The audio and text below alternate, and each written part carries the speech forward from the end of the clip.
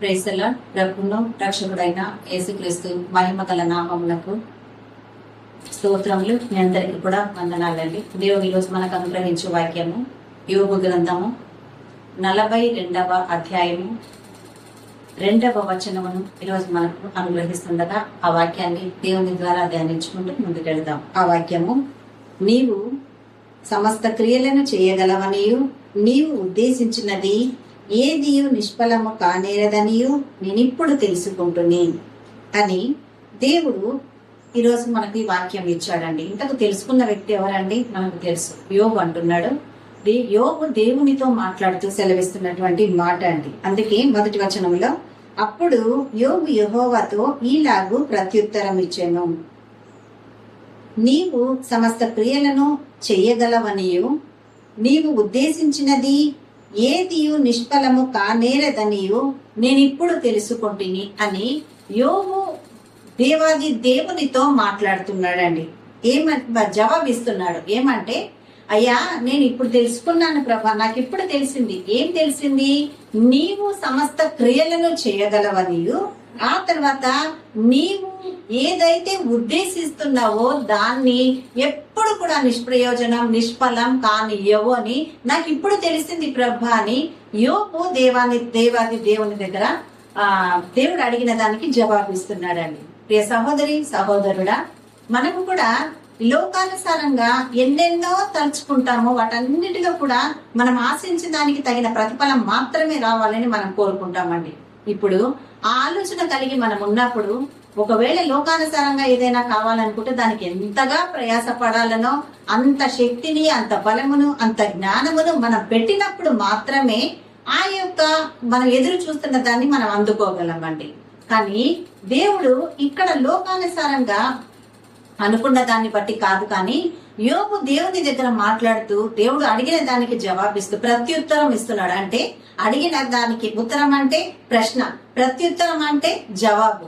ఆ దేవుడు అడిగిన దానికి దేవుడికి జవాబు చెప్తా ఆయన అంటున్నాడు, నీవు సమస్త క్రియలను చెయ్యగలవని, సమస్త క్రియలను చెయ్యగలవని, ఆ తర్వాత నీవు ఉద్దేశించినది ఏదియు నిష్ఫలము కానేరదనియు నేను ఇప్పుడు తెలుసుకుంటుంది. ప్రియ సహోదరి సహోదరుడా, ఎన్నో సంవత్సరాల నుంచి అనేకమైన ఇరుకు ఇబ్బందులలో కూరుకుపోతూ అప్పుడే శక్తి పొందుకున్నట్లుంటాం, అప్పుడే ఆశీర్వాదం చూసినట్లుంటాం, అప్పుడే కొంచెం నెమ్మది వచ్చింది నా జీవితానికి అని అనుకుంటాం. కానీ నెక్స్ట్ మినిట్ లోనే కొంచెం కాలం గడవక ముందే ఇంకొక సమస్య రావడం, లేకుంటే ఇంకొక క్రియ జరగడం, ఏదైనా కానివ్వండి, కష్టం రావడం, శ్రమ రావడం, దీన్ని బట్టి ఏమైపోతుంది? సంతోషించే లోపలే ఇంకొకటి వచ్చి పడింది కదా అన్న స్థితిలో కృంగిపోతూ ఉంటాం, బలహీన పడుతూ ఉంటాం. అయినా కూడా దేవుని కాళ్ళు పట్టుకొని ఆయన పాదాల చెంత ఆయన సహాయమని కోరుతూ ఉంటాం. ఇటువంటి సమయంలో దేవుని చిత్తము ఇప్పుడు జరుగుతున్న దానిలో ఏముంది, ఇప్పుడు జరుగుతున్న పరిస్థితులన్నిటి మీద దేవుని ఆలోచన, ఆయన ఉద్దేశం ఏమై ఉంది అని అన్నది మనం మర్చిపోతూ ఉంటాం. ఒక్కొక్కసారి జ్ఞాపకం చేసుకోమండి. అందుకే దేవుడు అంటున్నాడు 29:11 ఇర్మియా గ్రంథములో కూడా ఏమన్నాడు ఆయన? రాబో కాలమునందు నేను మీ ఎడల ఉద్దేశించిన సంగతులను నేను ఎరుగుదును, అవి సమాధానకరమైనవి కానీ హానికరమైనవి కావు అని దేవుడు మాట్లాడతాడు కదండి. అంటే దేవుని ఆలోచన ఆయన బిడ్డల పైన ఎలా ఉందంట? రాబోవు కాలమునందు అని అంటున్నాడు. ఆ కాలాన్ని మనం చూడలేదు. అంటే రేపటి దినం మనకి ఏమై ఉందో కూడా మనకు తెలియదు. రేపు మన జీవితంలో ఇంకొన్ని రోజుల తర్వాత, నెలల తర్వాత ఏం జరగబోతుందో కూడా మనకు తెలియదు. ఆ రాబోవు కాలమును గురించి దేవుడు చెప్తూ, నేను మీ కొరకు ఉద్దేశించిన సంగతులను నేను ఎరుగుదును అని అంటున్నాడు. అంటే రాబోయే కాలములో మీ కొరకు నేను మాత్రమే ఉద్దేశించి పెట్టా, ఏమేం చేయాలా, ఎలా చేయాలా అన్నదంతా నేను ఒక ప్లాన్ ప్రకారం పెట్టిన తర్వాత ఆ ఉద్దేశించిన సంగతులను నేను ఎరుగుదును. అంటే నీ జీవితంలో జరుగుతున్న ప్రతి ఒక్కటి కూడా నిన్ను కలుగు చేసి సృష్టించి నీకు సమీపముగా నీ జీవితంలో ఉండి నిన్ను నడిపిస్తున్న దేవుడికి అన్ని తెలిసినప్పుడు ఆ దేవుడు సెలవిస్తున్న మాట, అవన్నీ కూడా సమాధానకరమైన సంగతులే కానీ హానికరమైనది లేదు, ఇదే యెహోవా వాక్కు అని మాట్లాడతాడండి. ప్రియ సహోదరి సహోదరుడా, దేవుడు ఉద్దేశించిన సంగతులన్నీ కూడా సమాధానకరంగా, అంటే నీ కంటికి కన్నీరు రాకుండా, నీ మనశ్శాంతిని కోల్పోకుండా, నీవు గురి తప్పకుండా, పరిస్థితుల వైపునకు చూడకుండా, విశ్వాసములో ముందుకు కొనసాగే విధముగానే నువ్వు సంతోషముతో ఉండులాగున, మేలు చేసిన కార్యములను బట్టి దేవుణ్ణి గణపరచులాగున నీవు సమాధానముతో ఉండడమే దేవుడు నీకిచ్చే ఆశీర్వాదమై ఉంది. అదే సమాధానకరమైన సంగతులు అని దేవుడు సెలవిచ్చాడు. మరి మనం తెలుసుకోవాల్సింది ఏంటిదండి? హానికరమైనది దేవుడు మన కొరకు పెట్టలేదు, హానికరమైనవి కావు అని అంటున్నాడు. అంటే మన జీవితాల్లో హానికరమైనది ఏదీ లేదు. మరి ఆ హానికరము కాకుండా సమాధానకరమైన సంగతులు నా కొరకు ఉద్దేశించాడు నా దేవుడని నేను ఎలా తెలుసుకోగలను, ఎలా స్వతంత్రించుకోగలను అంటే దేవుని మార్గములో ఆయన్ను ఆశ్రయించినప్పుడు మాత్రమే మేలు కలుగు చేయుటకే మన దేవుడు మనకు తోడై ఉన్నాడు.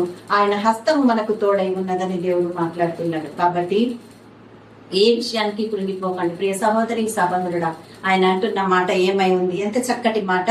నీవు సమస్త క్రియలను చేయగలవనియు, నీవు ఉద్దేశించినది ఏదియో నిష్ఫలము కానేరదనియు. దేవుడు ఉద్దేశించింది ఎప్పుడు నిరర్థకం కాదండి, ఇంకెప్పుడు నిష్ప్రయోజనం కాదు, నిష్ఫలము కానే కాదు. దేవుడు ఇది చెప్తున్నాడు. దేవుడు ఉద్దేశించినదే మన జీవితాల్లో జరుగుతుంది. అవి హానికరమైనది ఎప్పుడు కూడా ఉండదు. అంటే సమాధానకరమైనది దేవుడు అనుగ్రహిస్తున్నాడు. అందుకే యోబు దేవుని దగ్గర అంటున్నాడు, ఆయన బాధలు పడ్డంత కాలం పడ్డాడు, దేవుడి పాద సన్నిధిలో గడిపాడు. ఆయన కూడా ఆయాసం వచ్చింది, ఆయన కూడా తనిగాడు కొనిగాడు, ఫ్రెండ్స్ ద్వారా ఒక్కొక్కసారి ఆ ఎలిఫస్ ద్వారా ఆదరించబడ్డాడు, అన్ని చేశాడు. మళ్ళీ దేవుడిలో ఆయన పికప్ అయిపోయాడు, కూడగట్టుకున్నాడు, దేవుడిని మహిమపరుస్తూ 42వ అధ్యాయానికి వచ్చేసరికి ఆయన అతను దేవునితో మాట్లాడుతున్న మాట ఏమై ఉంది?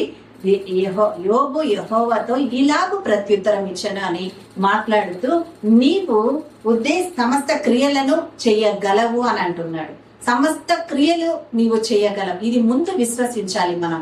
దేవా, నాకు కావాల్సింది ఇప్పుడు నా కంటికి కనిపించకపోవచ్చు, నా ముందు లేకపోవచ్చు, కానీ నువ్వు అన్ని చేయగలవు నా యేసయ్య, నీకు సమస్తం సాధ్యమై ఉంది అని దేవుణ్ణి మనం తెలుసుకోవాలి. ఆ తర్వాత నీవు ఉద్దేశించినది ఏది కూడా నిష్ఫలం కానేరదు. దేవుడి ఆలోచన కొట్టేయగలిగిన వారు ఎవరున్నారండి? ఎవరు లేరు కదా. మరి అటువంటిప్పుడు ఆయన నీ కొరకు ఉద్దేశించిన ఆ ఉద్దేశములను మార్చగలిగిన వాళ్ళు ఎవరున్నారు? అది ఎలా నిష్ప్రయోజనం అయిపోతుంది, ఇంకెలా నిష్ఫలం అవుతుంది అది అంటే నీకు ఫలమిచ్చే విధముగానే దేవుడు ఆశీర్వాదములు ఆలోచన కలిగి ఉన్నాడు. కాబట్టి దేవునిలో యోగులాగా కాదు, మనము కూడా దేవునిలో బలపరుస్తూ దేవుడితో ఆయన మన కొరకు ఏ సిద్ధపరచి ఉన్నాడో దానిని బట్టి ముందుకెడదాం. ఈ గొప్ప ఆదరణ కలిగిన వాక్యం ద్వారా మనం ఆదరించబడి ఉన్నాం కదండి. ఆ దేవదేవునికే కృతజ్ఞతా స్తోత్రములు చెల్లిస్తూ దేవుడు మనల్ని ఆశీర్వదించినందుకు ఆ దేవునికే మహిమ కలుగును గాక. ఆమేన్, ఆమేన్, ఆమేన్. హల్లెలూయా. తల్లి వంచినట్లయితే ప్రార్థన చేసుకుందాం. హల్లెలూయా, హల్లెలూయా, హల్లెలూయా, హల్లెలూయా, హల్లెలూయా. స్తోత్రం, స్తోత్రం, స్తోత్రం, స్తోత్రం, స్తోత్రం, స్తోత్రం దేవా, స్తోత్రం నా యేసయ్య. తండ్రి, మీకే వందనాలు, కృతజ్ఞతలు, స్తుతి స్తోత్రములు ప్రభా. మమ్మల్ని మిగిలిగా ప్రేమించి ఆదరించిన గొప్ప దేవ, ఇచ్చిన చక్కటి వాక్యమును బట్టి మీకు కృతజ్ఞత స్తోత్రములు తండ్రి. ఇచ్చిన ఈ వాక్యమును వల్ల నీరు కట్టి ఫలింప చేయండి. వాక్యానుసారముగా జీవించి నీ కృప పొందుకుంటే మార్గములు మమ్మల్ని నడిపించు దేవా. నీకే స్తోత్రములు, కృతజ్ఞత, వందనాలు తండ్రి నా యేసయ్య. మీకే స్తుతులు స్తోత్రములు తండ్రి. హయా, ఈ ప్రపంచ దేశాల మీదకి నీ శాంతి హస్తంలో నడిపించు, సమాధాన హస్తంతో దీవించు నా యేసయ్య. రాజకీయ నాయకులకు చక్కటి జ్ఞానమును దయచేయండి, ఆయుష్ను ఆరోగ్యమును దయచేయండి నా యేసయ్య. స్వార్థపూరిత పరిపాలనలో కాకుండా యథార్థతతో నాయనాన్ని జ్ఞానమును పొందుకొని పరిపాలించే శక్తిని సామర్థ్యంలో ప్రతి ఒక్కరికి దయచేయమని ప్రార్థిస్తున్నాను తండ్రి. మీకే వందనాలు, మీకే కృతజ్ఞతలు, మీకు స్తోత్రములు, స్థుతులు తండ్రి. యవన బిడ్డలను జ్ఞాపకం చేసుకునండి. యవన స్థితిలో దారి తప్పకుండా వారి కాడి మోయడానికి సహాయం చేయండి. నీ పరిశుద్ధ మార్గంలో, నీతి మార్గంలో వారిని జీవింప చేయమని ప్రార్థిస్తున్నాను తండ్రి. మీకే వందనాలు. దైవజనులను జ్ఞాపకం చేసుకోనండి, సువార్థికులను జ్ఞాపకం చేసుకోనండి. వారి పరిచర్యలను మీరు దీవించి ఆశీర్వదించండి నాయన. యేసయ్యా నీకు వందనాలు. అయ్యా, ఏ బిడ్డలైతే తండ్రి గర్భఫలాలను పొందుకోకుండా అయ్యా నీ ఆశ్రయంలో నేను చంగలారుస్తున్నారో గర్భఫలము యెహోవా అనుగ్రహించు.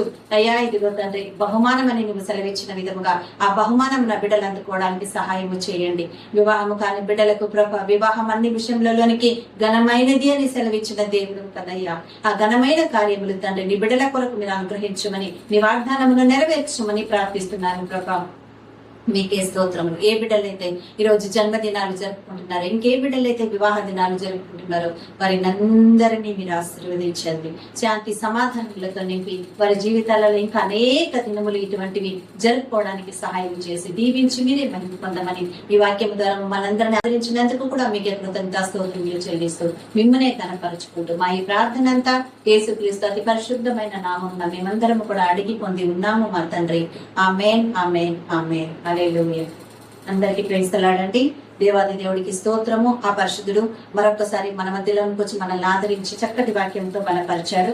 ఈ వాక్యం అందరికీ అందితే బాగుంటుంది అని అనుకుంటున్న ఆలోచన కలిగి ఉన్న ప్రియ సహోదరి సహోదరులారా, మీ అందరినీ నేను అడుగుతున్నాను, ఈ వాక్యాన్ని అందరికీ మీ ఆత్మీయులకు, స్నేహితులకు, కుటుంబీకులకు అందరికీ కూడా స్నేహితులకు కూడా పంపించమని వేడుకుంటున్నాను.